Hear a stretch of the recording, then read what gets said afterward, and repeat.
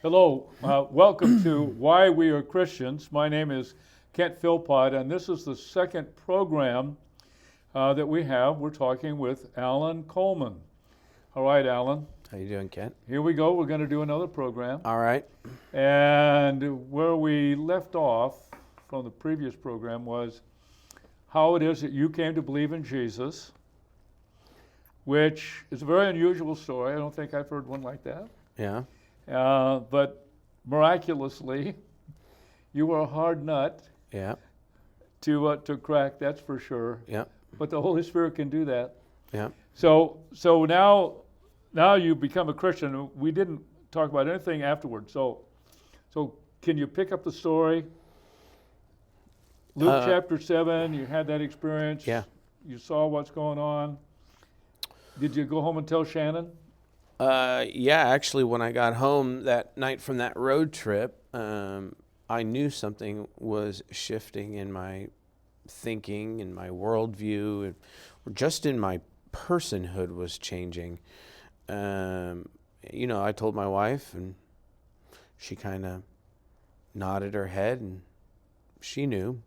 She wasn't surprised by it at all. I think, she had been for a long time felt like she was part of, this plan, this redemptive plan in my own life.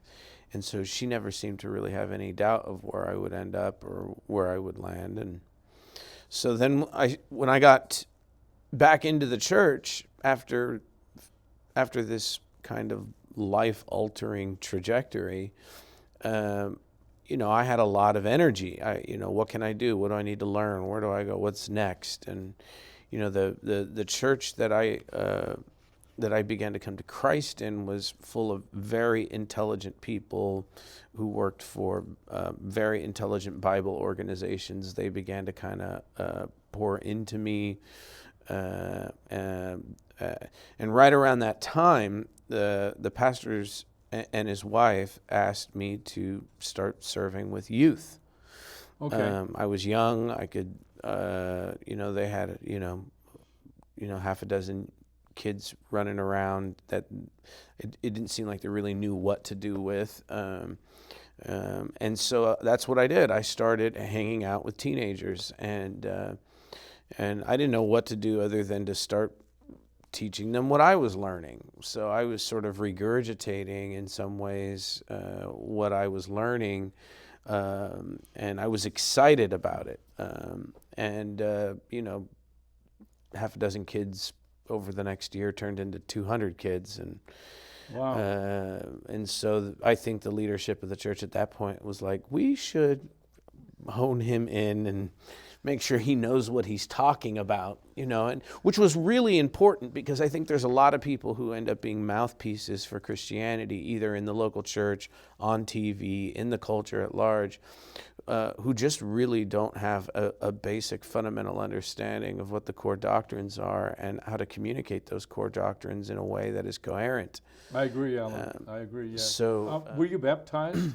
That's a funny story. I was just talking Good, about. I'd like to, Well, I want to hear that funny story. well, I was just talking about this with someone the other day. Shannon and I actually got baptized at the same time, right after Coleman was born. So the guy who married us, as kind of part of that whole thing during that season of my life, I ended up getting baptized with real no confession of faith. At the same time, I didn't dismiss that baptism out of hand when I look at the cumulative sum of my life and my regeneration, or meaning the process of God bringing me to himself and changing my life. I never at any point felt like that I needed a second baptism, that was more authentic. But really saw that God had started his work unbeknownst to me all the way back here. Sure. And so I've actually not been baptized since I actually technically professed faith in Jesus, which is, I know that's odd. Now that, Alan, is an interesting story. It is. Yeah, it's odd. but I can see how, yeah, what we call the calling, Romans 8. Yeah. Those whom he predestined, he also called. Those And he calls, he calling draws. can be very Yeah. interesting. So can drawing. Calling, drawing. Yeah, the idea of when most people talk about their coming to Christ as in a one-time event, but what I find is that's actually more accurate is people don't have this, coming up to the stage moment, at least not most people. They don't have this one major event. They can identify a season in their life where they're like, I think this is when it started to happen, and I think this is when it ended, and that process is called regeneration. Well, who says that regeneration has to happen in one event? Regeneration can happen over years. So the question is when did God start changing me? Was it back here? Was it on the road from Atlanta? Was it when Gary met me? Was it when I married my wife? Where did that process start? And it's not easy to just point to one moment for most people. And in my case, it was over a 9-month period. Yeah. I can identify the calling experience until finally it culminated at one point when I finally realized, okay, Philpott, you actually are one. Yeah. Yeah, that occurred. So as they're teaching me things like, to kind of get back to where we were, they're teaching me things like hermeneutics, homiletics, how to exposit the scripture. So hermeneutics is the principles that kind of govern our interpretation. Homiletics is how to apply that, particularly in sermon form. And so as they're teaching me kind of all these things, You're being discipled. And being discipled. That's what's supposed to happen. In the local church as opposed to outsourcing it to an institution. That's true. Right about the time that things started to settle in for me at that church, the church actually went through a split. It was really just unfortunate, which was the senior. You survived a split. Well, the senior pastor took the church one way, and the elders took the church another way, and I went a third way, which was there was a guy who was planting a church at the time. Somebody introduced me to him, and because of my business background, felt like I had something to offer in terms of the operational and administrative responsibilities for what it would take to build an organization like a church. That's how I thought of it in those terms back then. The church is not a business. It's not an organization. Sure. But that's how I thought of it in those terms. And so we did that. The church got very big, very fast. And before long, there was an opportunity for me to leave business. What year was this? 2004. 204. Yeah, 2004. So now I have to figure out how to tell my wife that I think that God is calling me, that I have a call upon my life to do this full time. How do we go from making this much money to this much money? How do we begin? We're in the middle of building. We're about ready to build a new house. So what do I do? And so I remember kind of going in and telling my wife that I think this is what I'm supposed to do with my life. I wanted to ask you, you have another son. I do, Zach. Zach, I know Zach. I've got 4 kids. My oldest is 22. Tyler is now 19. They didn't think he'd live to be 2 or 3 years old. Really? Yeah. Zachary is 17 and Faith is 15. Oh, you have another one? Mm-hmm. Okay, I don't know him. Okay. Her. So What? Kaylin, Tyler, Zach, Faith. Okay. Yeah. Okay. All right, well, good. So, yeah, I got 5. 4 daughters and 1 son. Are you trying to one-up me, Kent? Yeah, I'm trying to get you, Alan. All right. Yes.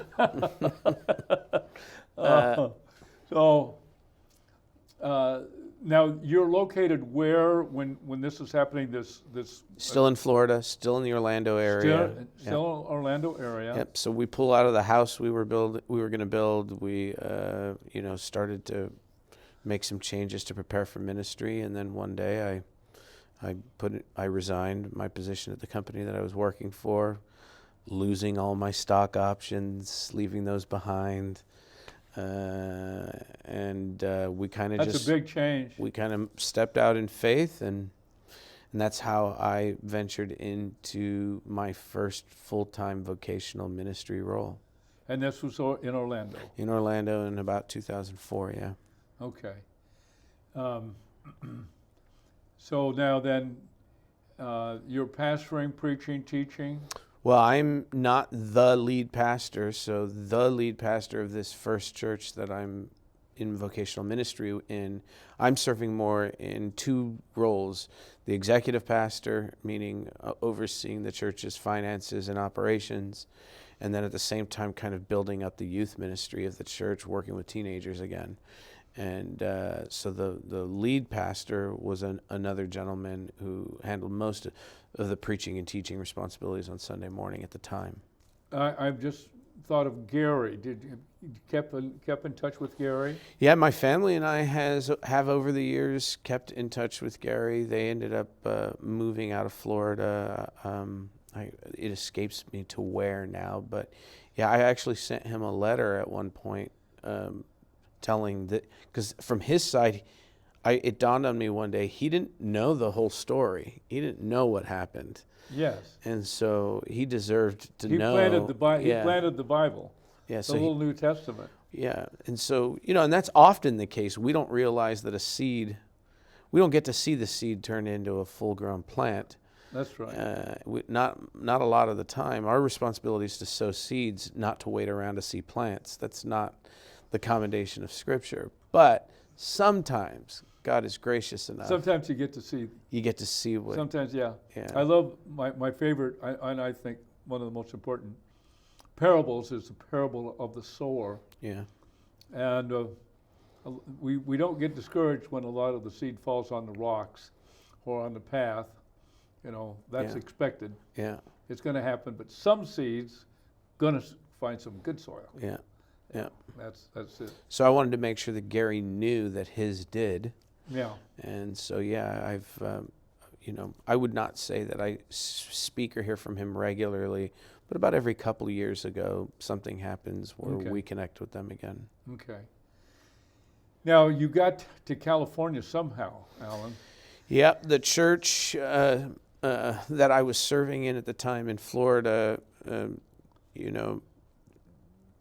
went through what I would consider an evolution in both of its doctrine and practice, and so there were two events that happened that were untenable for me to stay, and so the relationship with that church dissolved. So I found myself in the position of going, I've done this in business. How does one find a job in ministry? What does that look like? Does God just, teleport you somewhere? How does that work? So this church was in a denomination, was an independent church? Independent, non-denominational church. Okay. So you didn't have a structure. No idea how this would work. And so then I ended up finding out there are recruiters, there are job sites, there are, it felt all very business-like to me. And that's a story for another time. But I ended up, my wife and I, we actually did field quite a bit of interest in where we were going to go next. And so we had to narrow it down somehow. And so after kind of prayer and discussion, what we decided was we wanted to get the kids back closer somewhere where they could see their grandparents. So we really felt this kind of, call back to the West. So we drew a circle around LA and said anything in that circle is up for grabs, which narrowed it down to two churches, one in Phoenix, which is about 4 hours from LA, and one in Santa Cruz, which is about 6 or 7 hours from LA. And we visited both in Santa Cruz. Now, these were churches that were looking for pastors. Looking for a pastor to come on staff, not as the lead preaching pastor yet, but in some sort of pastoral capacity. And I ended up at the church in Santa Cruz. Oh, you did? Yep, which is how I ended up in Northern California. And for the record, Northern California is the coldest place I've ever lived. Yes. It L.A., New Orleans, Yeah. Florida. Yeah, you're right. Yeah. I was like, this is not my home state. Yeah. I moved here right as fall started to happen. Right. Yeah. And so I ended up on staff at a very large church in Santa Cruz, California, and I'd be there for the next couple of years. I'd meet my best friend, who would become my best friend there, then after a couple of years there, and the church was going through some major transitions of its own, I got connected to what was at the time Christian Church of San Rafael, who was their lead pastor was stepping down after 31 years of ministry. Was that Bill? Bill Berry, who served faithfully in this county without a scandal in the Lord, and which is harder to do. Which than is you very think. rare. Yeah, and so I kind of entered into discussions with them, and again, the short story is I accepted the call to be their next lead pastor, and I know that was 10 years ago. 10 years ago, and we're now Anthem Church. Anthem Church. It's just an aesthetic change, not a confessional one. Yeah. So, Are you associated with the Christian church denomination at all? for a while we were SBC. We are no longer SBC. Southern Baptist. Oh, Southern Baptist. We mostly only did that because there was the seminary was here in town for Golden so Gate, long, yeah. and the only way faculty or students could attend a church and still receive their discount as students or The 50%, yeah. they had to attend an SBC church. So We did the same thing. yeah, I did the same thing. Katie went to school 50%, yeah, but we were historically American Baptist, yeah. even though I graduated from that seminary. But we affiliated with SBC for the discount. Yeah. Well, yeah, and I think some people might wonder, like, well, that doesn't sound very convictional. You have to understand the landscape of Marin County. Marin County is idealistically, relationally, antithetically opposed to the gospel. In every way. It is the most unchurched place in the entire country. Yes, it is, statistically. So when you have this icon in the county like Golden Gate Baptist Theological Seminary, you want to leverage future potential missionaries in any way you can. Because confessionally, there's no distinction between us and the SBC. So then it's just a matter of, what does it mean to be SBC? Well, it means to support the gospel in a confessional way that I agree with, particularly with the cooperative program, which is their missionary organization, which is probably still the best in the world in a lot of ways. Probably is. Probably is. So we need to leverage. So we have people in our church now who are leaders who went to Golden Gate, and they wouldn't have stayed had we not leveraged that relationship. They would have moved on. Of course. I went through a similar kind of process myself, and the identifications with what group we belong to, I sort of see us as independent. Yeah. Just regular Christians. That's where we are now. We consider ourselves trans-denominationally independent church. Okay, Alan. Okay. Yeah. I thoroughly understand. I thoroughly understand and appreciate that. Now, let's talk a little bit about what you see for yourself in your future. Yeah. What are you hoping to see happen for you and your family? I want to continue to serve in a place that where the gospel is not taken for granted, and that's number one. So Northern California is going to be in my future for a long time, I suspect. And number two, I want to be part of kind of restoring credibility to the history and confession of the Christian faith. which is, people turn on their TVs. We're coming into an election, and what they see on TV is some guy in a camouflage hat with a duck whistle around his neck representing what it means to be Christian. And the reality is he usually misses the mark by a wide margin. So what I would like to see, especially here in Marin County, is intelligent, winsome, compassionate discourse around what it means to be human, what it means for human flourishing subsequently, and where do we turn in a way that objectively produces that. And so, of course, I'm biased. I believe that that's through Christ. But at least to be able to have the discussion in an age where discourse and discussion are just shut down. People have their stereotypes of what it means to be a Christian and what it means to believe in God and what that means socially, politically, I would like to try and break through some of those barriers. I agree. I love Marin. I wouldn't want to be any place else to do my ministry. I've had many opportunities, but I've always stayed because I like being in a non-Christian environment. Yeah. I see a lot of similarities between us because I'm a gospel preacher and a Bible teacher. Two things. Yeah. It's finding the supportive fellowship and community that wants that's where you're going. Yeah. And I think you found that at Anthem. Yeah.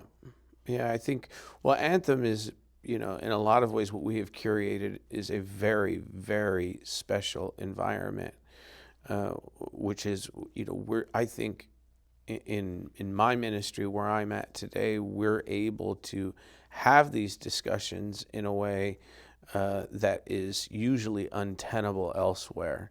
It just makes people too uncomfortable. Mm-hmm. And so, people naturally want to go to the polarities. And in the polarities, whether it's politically or whether it's talking about things like the gospel, there's no discourse in the polarities. So we have to be able to handle the tension, or what psychologists call liminal space. We got to be able to handle the liminal space, the tension in the middle. That's where all the discussion happens. That's where all transformation happens. And that doesn't mean that we give up our convictions to step into that space. It means that we change our posture to be able to step into that space. Mm-hmm. And that's what I think is lacking in a lot of ways, particularly within the Christian church at large.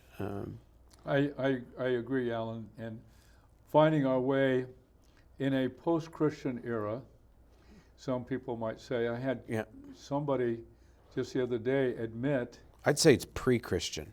Pre-Christian? Yeah. That may be a way of looking at it. Well, think about it. So for a long time, we called it postmodern or post-Christian, but the reality is we are now entering for the first time in history a time where kids are growing up where they've never heard the real gospel. Now I got you. Do you see what I'm saying? I got you. So for a lot, it is a pre-Christian. It's not post. We've been post for a while now. We're now at the advent of an entire generation of people that have never actually heard what the gospel is, what Scripture has to say about the human condition. Like, that's all totally foreign. There was a time in history where everyone could answer those things, and even if they rejected them, they could answer them. Sure. But most people are holistically ignorant of questions surrounding the Christian paradigm at this point now. And have embraced another gospel. Yeah. Have embraced another gospel. Yeah, indeed. So we have a great challenge. We have a great challenge before us, and that is to present as pure Christian message as we can, unentangled, unencumbered by a lot of things that weigh it down, particularly in in the political area. Yeah. I have an idea we have very similar politics. Yeah, I'm intentionally registered neither Republican nor Democrat. There you go. And the reason for that is if I register Republican, there's a whole group of people that goes, oh, you're that kind of Christian. If I register Democrat, then there's a whole nother group of people that goes, oh, you're that kind of Christian. One thinks I'm not convictional enough. The other side thinks that I'm socially inept. And so the reality is that politics have no place in the gospel of Jesus Christ unless that is that you take the gospel into the politics to transform the people within them and their worldview with respect to how, the world is supposed to be informed by it. I heard a word last week, anti-Christian bias, and the person meant to say that they experience anti-Christian bias. Just got 2.5 minutes. All right. I want to get, what is your favorite book in the Old Testament? I like to say Old Testament, I like to say Hebrew Bible. Yeah, I'm preaching through it now at Anthem. It's Ecclesiastes. Ecclesiastes? Yeah. Really? Yeah. You got to have a lot of courage to preach to Ecclesiastes. Well, the reason I like Ecclesiastes so much is because it's the only book of the Bible that tells you how things really are, not how they ought to be. Wow. It tells you that under the sun, things aren't working the way we want them to. It confesses to that. Most of Scripture is telling you how things ought to be, which we need that.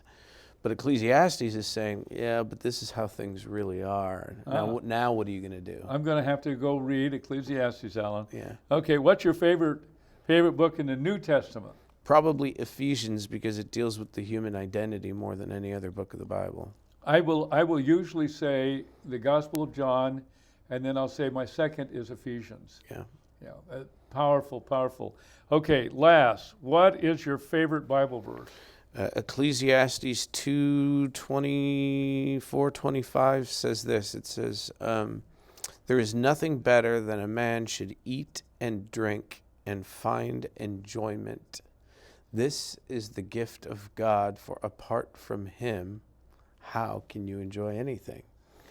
You're the only guy I have ever talked to that has that verse as his favorite verse, Alan. Well, you're it, man.